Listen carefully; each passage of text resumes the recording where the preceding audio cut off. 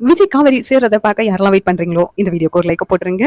விஜய் காவேரி பிரிஞ்சு போனதுனால ரொம்ப சோகமா இருக்காங்க. அப்ப வந்து தாத்தாவும் விஜய் ஆறுதலா பேசிட்டு இருக்காங்க. தாத்தா காவேரி என்ன மறந்துட்டால, அதனால தானே என்ன விட்டு போயிட்டா அப்படின்னு சொல்லிட்டு விஜய் வந்து தாத்தா கிட்ட சொல்றாங்க. எதுக்கு அவ உன்னை மறக்கல, அவ குடும்பத்தில் உள்ளவங்க பேச்சை வந்து அவளால தட்ட முடியல, அதனாலதான் வந்து அவ எந்த பக்கம் முடிவு எடுக்கணும்னு சொல்லி ஒரு தயக்கத்தோடயே இருக்கிறா அப்படின்னு சொல்லிட்டு தாத்தா சொல்றாங்க.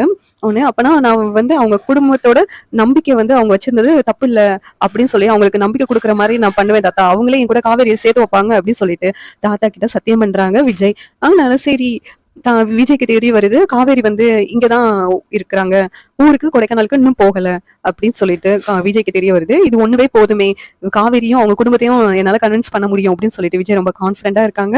அப்ப வந்து விஜய்க்கு காவேரி எங்க தங்கியிருக்காங்கன்னு தெரிஞ்சிருச்சு.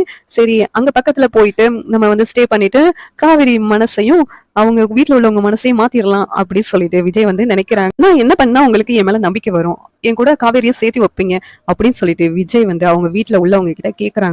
இந்த மாதிரிதான் வந்து அடுத்த வார எபிசோட் அமையலாம் சொல்லிட்டு நான் நினைக்கிறேன். இந்த சீரியல் எப்படி இருந்தா நல்லா இருக்கும்னு சொல்லிட்டு நீங்க நினைக்கிறீங்க கமெண்ட் பண்ணுங்க. இந்த வீடியோ பிடிச்சிருந்தா லைக் பண்ணுங்க, ஷேர் பண்ணுங்க, சப்ஸ்கிரைப் பண்ணுங்க. தேங்க்யூ.